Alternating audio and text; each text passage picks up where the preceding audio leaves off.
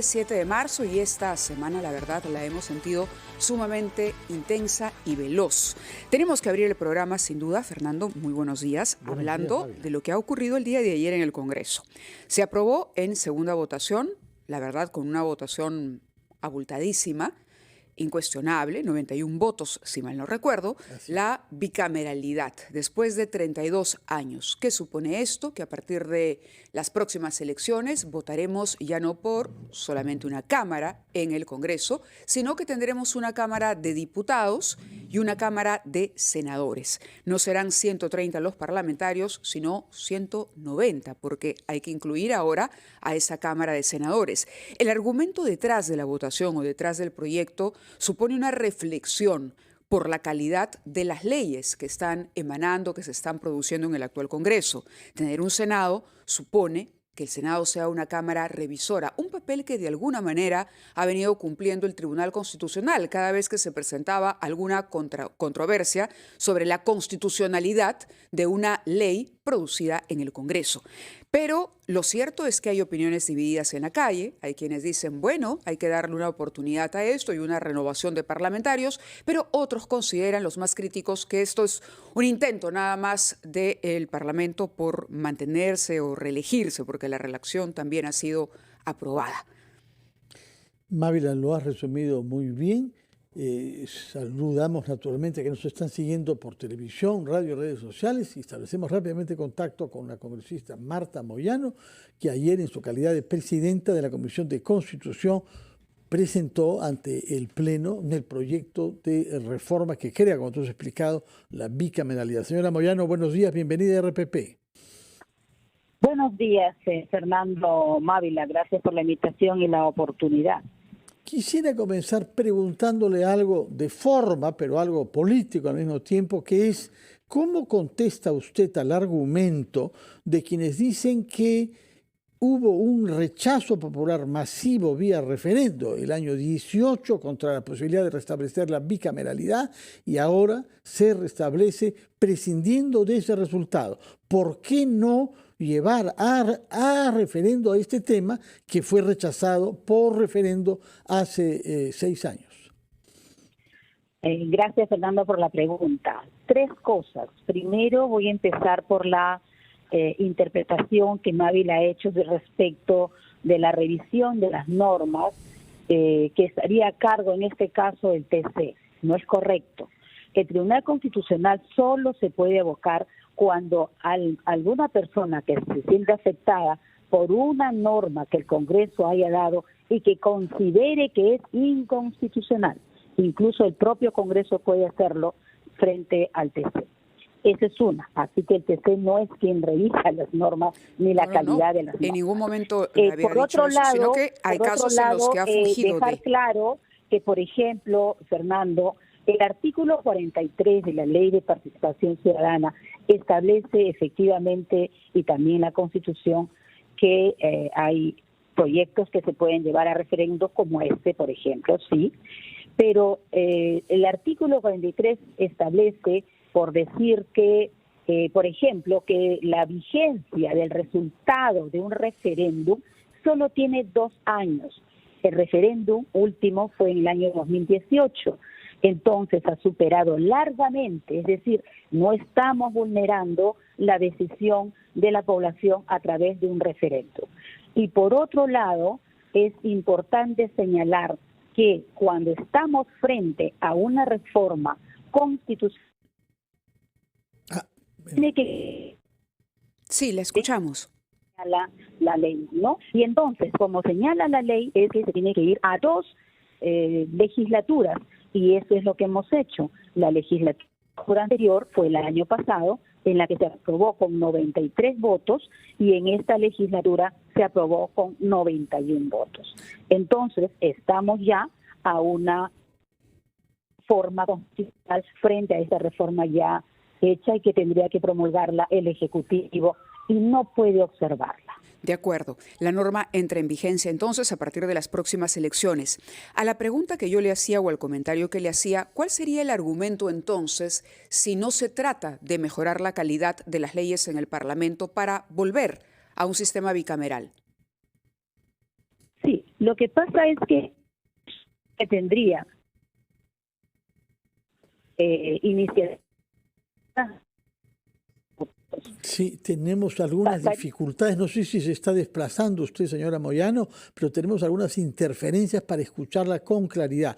Si puede hallar el mejor lugar y la mayor estabilidad, nos va a ayudar mucho. ¿Nos escucha? No, a ver, vamos a esperar que ella se ubique mejor porque parece que está en un lugar abierto, los problemas de señal. Pero claro, hablábamos del tema de una cámara revisora. Entiendo que ese es el argumento para retornar a un Senado, la importancia de volver a un sistema con una cámara que garantice y que finalmente revise las normas o que sea un filtro mayor, de mayor exigencia para las normas que se puedan procesar o desarrollar en la Cámara de Diputados. Vamos a ver qué es lo que nos dice la congresista Moyano. Lo que sí me parece cierto es que en algunos casos hemos tenido normas que han ido incuestionablemente al Tribunal Constitucional. Pero, en fin, son los argumentos que conocemos. Vamos a ver si ella se puede volver a comunicar con nosotros para que nos dé su punto de vista luego de la pausa, porque ya son las 8:15 y tenemos que hacer una pausa en ampliación. 9 minutos de la mañana, me parece, Fernando, que ya tenemos la comunicación con la congresista Marta Moyano. Congresista, estábamos conversando sobre el argumento, es decir, si como usted dice, el Congreso no necesita de una revisión de normas, ¿cuál finalmente sería el sentido para volver a la bicameralidad? ¿Por qué es tan importante recuperar la figura de un Senado? Mávila, no he dicho en ningún momento que el Congreso no necesita una revisión de normas. Lo que he aclarado que no es el TC el que revisa las normas. El TC lo que hace es revisar la inconstitucionalidad de una norma a pedido de parte, nada más. Mientras tanto, ninguna norma obviamente va directamente al TC. Lo que se requiere ahora y por la experiencia vivida es que en una sola Cámara en estos momentos hay proyectos de ley que se debaten en el Pleno y luego se requiere una segunda votación. Pero por la situación del momento y porque se alcanzó una votación alta, entonces se solicita la exoneración de la segunda votación. Entonces no entramos a la reforma. Sí, señora Moyano. Sí. Esos dictámenes que se dan. Desdichadamente tenemos interrupciones todavía, señora Moyano. No sé si hay alguna circunstancia que está dificultando que la podamos escuchar sin interrupción, pero en todo caso intentaremos escucharla bien. Hemos escuchado la explicación que ha dado. Otro tema sobre el cual hay muchas preguntas, naturalmente, es que se haya votado esta decisión de ir a un parlamento con 2 cámaras junto a la reelección de los congresistas. Yo quisiera comprender por qué se ha fijado como edad mínima para postular al Senado 45 años, salvo para el caso de los actuales congresistas que puedan tener menos de esa edad y que ellos podrán postular en las próximas elecciones. ¿Por qué es que se ha dado esa facilidad particular para que se reelija al Senado a algunos de los congresistas que están en el Congreso actual? Bueno, aparentemente tenemos una dificultad creciente con la señora Moyano. No sabemos si hay en algún espacio donde no haya comunicación, pero... En cualquier caso, la esperamos a través de que se coordine en interno. A ver si en interno se puede recuperar esa comunicación, porque es importante la pregunta que le has planteado, Fernando, pero también está con nosotros aquí en la cabina de RPP la congresista Flor Pablo, que ha sido una de las que en algún momento del debate, el día de ayer, había presentado una moción de reconsideración. Me parece una cuestión una cuestión previa, exacto, para la reconsideración. A ver, creo que ya tenemos a la congresista Moyano para que responda a la pregunta de Fernando. ¿Congresista Moyano? Sí, ¿nos está escuchando, congresista Moyano? Aparentemente no hay ninguna respuesta, ¿no? Bueno, no sabemos dónde se halla y por qué razón técnica hay esta dificultad, pero buscaremos entrevistarlo con calma y naturalmente invitarla a que venga acá una vez que, que el voto de hoy sobre la Junta Nacional de Justicia, sobre lo que queríamos preguntarlo también, se haya producido. Gracias, señora Moyano, si nos escucha en todo caso, por esta disposición que ha tenido a contestar nuestras preguntas. Tenemos como invitada en la cabina a la congresista no agrupada Flor Pablo, que podrá contestarnos también sobre la jornada de ayer. Señora Flor Pablo, muy buenos días. Buenos días, Fernando, Mávila. Efectivamente, ayer una jornada rápida a la vez, ¿no? En realidad, durante la mañana se votó la segunda votación para el tema de la bicameralidad y efectivamente lo que yo planteé en el debate fue un tema metodológico, porque yo estoy de acuerdo con la bicameralidad, pero como siempre ocurre lamentablemente, los planteamientos vienen pues con algunas situaciones que no son correctas. Y una, por ejemplo, es este tema que le has planteado a la congresista Moyano, presidenta de la Comisión de Constitución, y es que la edad para ser senadores era o debiera ser 45 años, pero han puesto una excepción. 45 años sí para algunos, pero también la excepción de, a ver, si has sido antes congresista y eres menor de a esa edad, no hay problema, ¿no? Entonces creo que ahí, en realidad, este Congreso hace también leyes como artículos, disposiciones específicas como la reelección inmediata, cómo bajar la edad para el tema del Senado. Entonces, es claramente pues, un beneficio para un grupo de parlamentarios. Creo que eso no es correcto. Por eso planteé una votación por separado, bicameralidad, y por separado el tema de la reelección. De la reelección. Denos un instante porque parece que tenemos ya a la congresista Moyano en la línea para que termine ella, por supuesto, de expresar la idea a la pregunta que le había formulado sobre ese mismo tema, Fernando Carballo. Congresista Moyano, ahora sí, la escuchamos. Sí, estábamos en la calidad de las normas. De y en cómo la edad, sí. Se debía revisar en el Senado y no dejarlo solamente al Pleno, que revisamos por experiencia, revisamos una norma, la debatimos y como esa tiene que ser votada en segunda votación 7 días después según el reglamento, lo que se hace es que como se obtuvo una alta votación, entonces piden que se exonere la segunda votación. Y al exonerar la segunda votación no nos permite volver a revisar, volver a reflexionar sobre la norma. Entonces, lo que estamos haciendo es que el Senado, quien no tiene iniciativa legislativa, pueda revisar la norma, no se sienta comprometido con ninguna iniciativa legislativa y la puede revisar. Hay un silencio legislativo, es decir, no puede quedarse en el Senado al tiempo que ellos quieran. Ese silencio legislativo lo va a establecer, por supuesto, la ley, el reglamento que se tiene ahora que elaborar. Tendríamos que hacer ahora 2 o 3 reglamentos. Sí, la pregunta era también por qué, si se ha fijado como tope de edad un mínimo de 45, se hace una excepción para los actuales miembros del Congreso para que los que tengan ahora menos de 45 puedan postular. El tema de la edad es tanto más llamativo que sabemos que hoy se va a votar algo grave respecto a la Junta Nacional de Justicia, justamente en torno a una interpretación que hacen ustedes de la edad como tema único por el cual se pretende destituir a los miembros de la Junta. ¿Por qué esta flexibilidad frente a una norma que están aprobando ustedes mismos respecto a los 45 años? A ver, sobre lo último, Fernando, no es una interpretación que el Congreso le da al propio antojadiza respecto de la edad de, en este caso, de los miembros de la Junta Nacional de Justicia. Lo que estamos haciendo hoy, por eso no puedo opinar sobre el tema, hoy, Fernando, se está atendiendo una acusación constitucional, por si acaso, ese es el tema, sobre una interpretación que la Junta Nacional de Justicia hizo sobre la Constitución. Nadie puede interpretar algo respecto de un beneficio que puede darse para sí mismo o que pueda otorgársele a otro.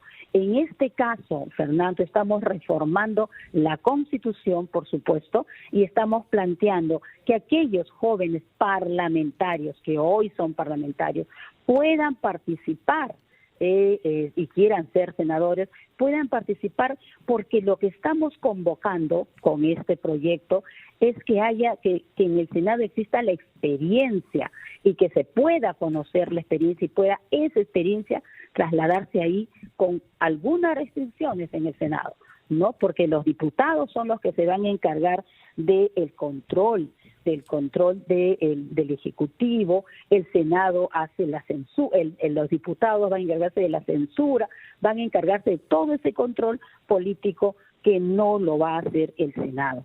El Senado se va a encargar de la elección y designación del Contralor, del Defensor del Pueblo, de esas tareas, pero no lo haría los diputados. Sí, comprendemos, pero no he comprendido la respuesta a la pregunta, que es, si ustedes quieren que tengan todos más de 45 años, justamente para asegurar una experiencia acumulada, ¿por qué hacer una excepción discriminando a la totalidad de los ciudadanos del Perú y favoreciendo a los que hoy son congresistas?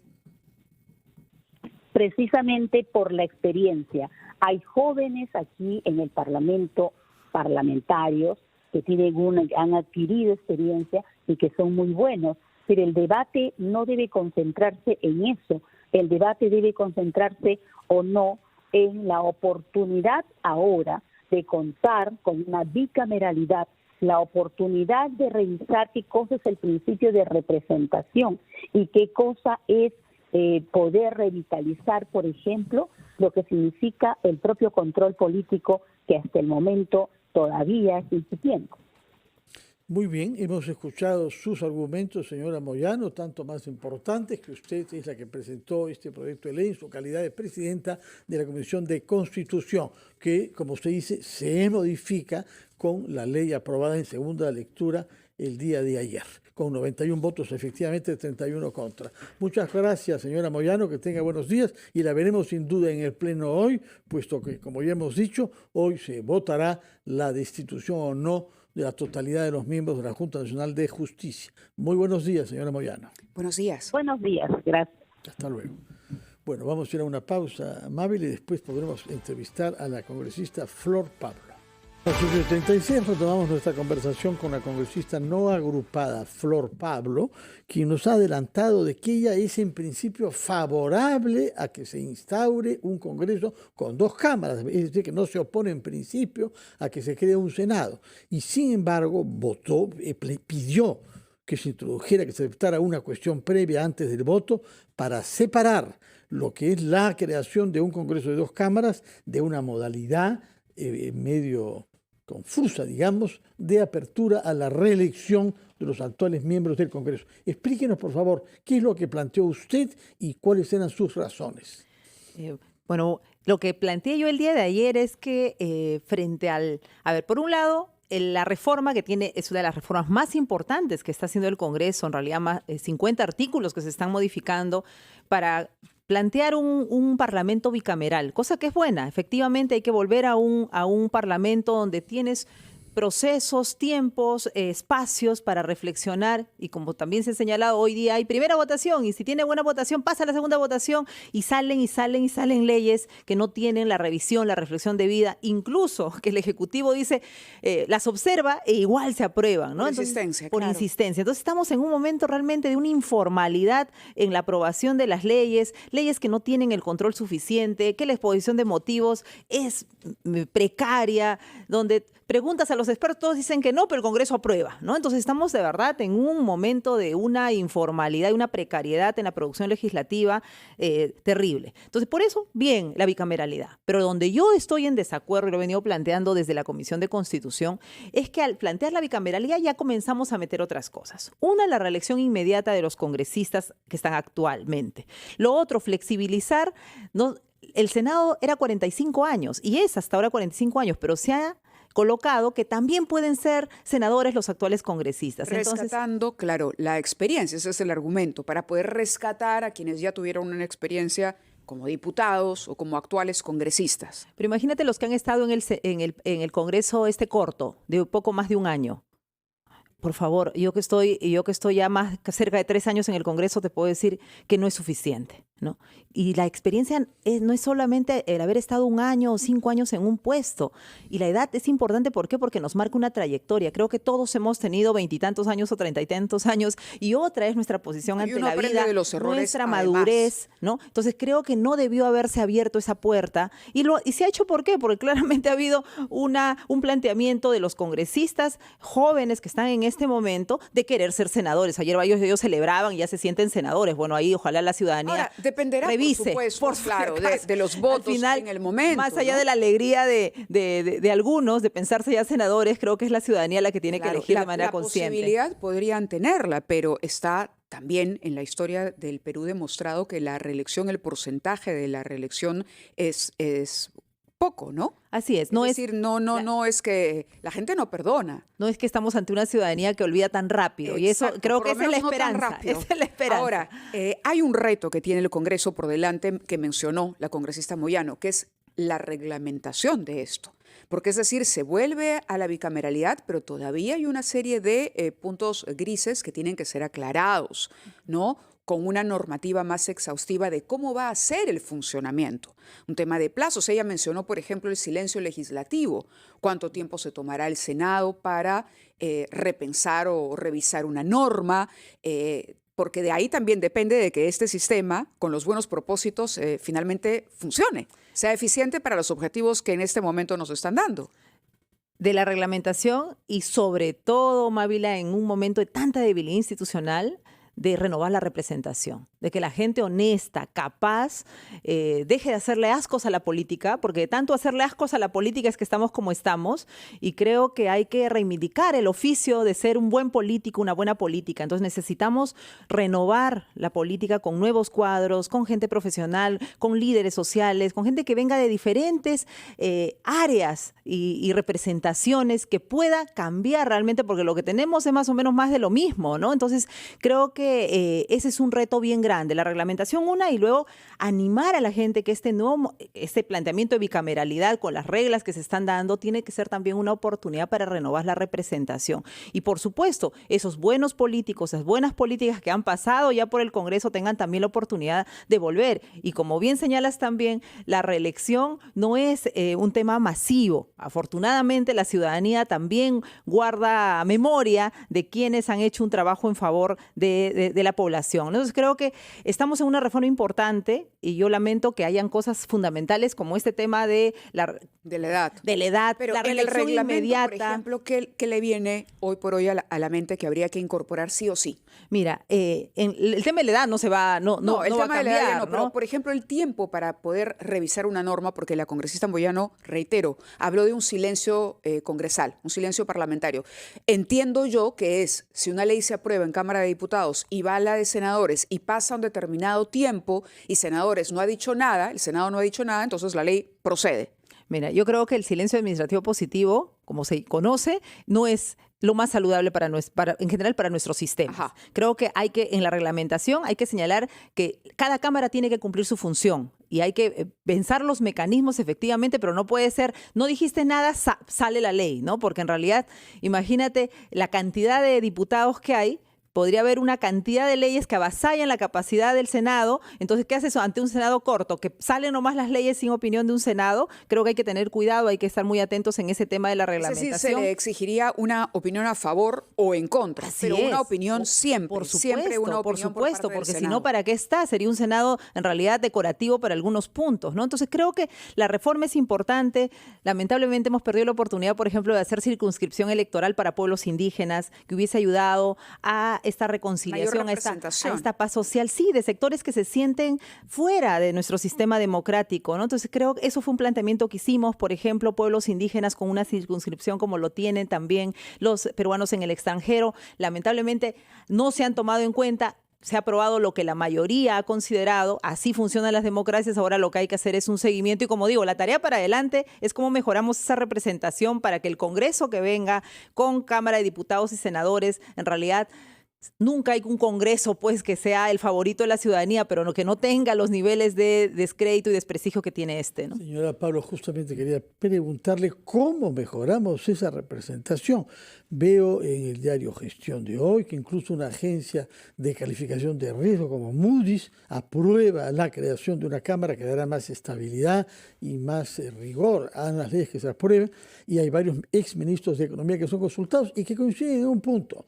Si no mejora la calidad de las personas que se dedican a la política y de los partidos que reúnen esos partidos, una, dos o más cámaras no resolverá el problema. Así Y es. entonces se plantea la pregunta, y el señor Natalia Primo, que va a entrar después, que usted ha escrito en los últimos días artículos que van en ese mismo sentido. La calidad de las personas que son seleccionadas para ser jueces por una parte, pero políticos en general. ¿Cómo hacerlo? Para evitar que un Congreso tenga el porcentaje que tiene de personas investigadas, cuestionadas, afectadas por la justicia y que sin embargo quieren hacer reformas en la justicia. ¿Cómo podemos hacer para evitar el descrédito que, como sabemos, es muy grande? Porque no más de 8% de los peruanos creen que hay un Congreso que está a la altura de lo que ellos esperan.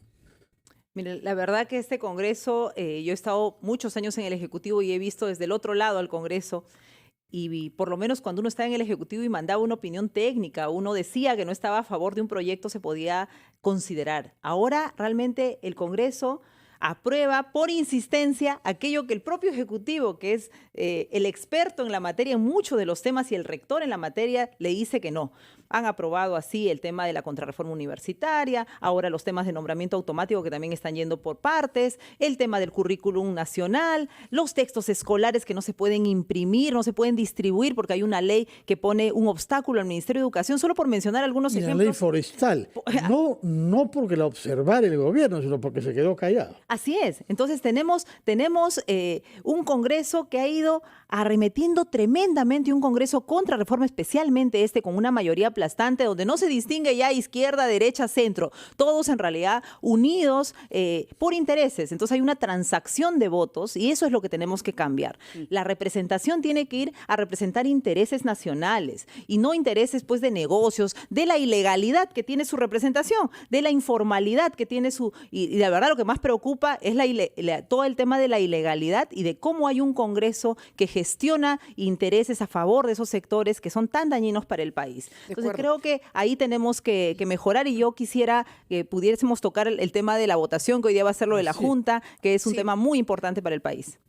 Vayamos a una pausa después de la cual justamente queríamos preguntarle sobre eso, que es un tema de hoy, a partir de las 10 de la mañana, en el que tendrá que votar usted, junto al resto de sus 129. 2 de la mañana, avanza la hora, avanza ampliación de noticias y nosotros continuamos conversando con la congresista Flor Pablo, no agrupada. Habíamos tocado, pero queríamos una opinión más amplia, por supuesto, sobre la votación el día de hoy respecto a la Junta Nacional de Justicia. También conocer sus impresiones sobre eso y, bueno, más adelante pedirle también una opinión sobre la designación del nuevo premier, el señor Gustavo Adriancien. Pero empecemos por la Junta, que es lo que está en la agenda el día de hoy en el Congreso.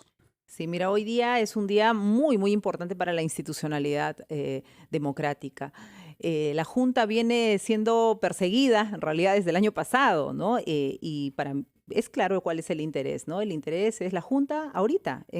Tiene que nombrar al nuevo jefe de la OMPE, al nuevo jefe RENIEC. ¿Cuándo es exactamente? Jueces y fiscales en agosto. En agosto. Cambia, ¿no? O sea, en agosto hay la elección, hasta ahí llega el periodo tanto del jefe de OMPE, de la jefa de RENIEC, y eso es en realidad el punto de interés, porque mira... Su interpretación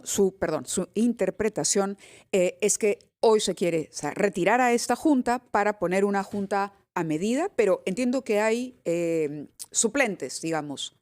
Así es, pero mira, ahora ya han comenzado a decir, vamos a ir accesitarios. Vamos a ir a votar, no a todos, sino por partes. Y ahí me pregunto si la supuesta falta grave, que significa inhabilitación de 10 años, es la misma para todos, ¿por qué vamos a ser selectivos con unos sí y con otros no? Y creo que ahí el Congreso, la mayoría del Congreso se muestra claramente en cuál es su intención. Su intención es controlar la Junta Nacional de Justicia, que elige jueces y fiscales, que elige a los jefes de OMPE y RENIEC, para poder tener control. ¿Qué es lo que ocurre ahora en el Tribunal Constitucional, ¿no? Ahora el Congreso puede sacar leyes que tienen, por ejemplo, crea universidades, ¿no? que se supone tendría que, no tenemos iniciativa de gasto, pero ¿por qué lo creamos? ¿Por qué se crea el Congreso? ¿Por qué se atribuye esa potestad del Congreso? Porque el TC le ha señalado que efectivamente el Congreso puede tener leyes con iniciativa de gasto. Entonces tenemos a un TC ya a medida y lo que se quiere es una junta a medida. Y claro, lo que dicen también el otro argumento es, no, pero van a venir los que siguen, los accesitarios, ¿no? Pero en realidad ya lo que vamos a tener es una junta en su composición que sabe que en cualquier momento el Congreso puede destituirlos por cualquier razón. Y como digo, el Congreso en su mayoría se pone en evidencia porque si la falta es grave para todos, ¿por qué ahora han planteado ser selectivos, no destituir a todos, ¿no? Ni inhabilitar a todos por 10 años? ¿Quiénes se salvarían bajo esa lógica?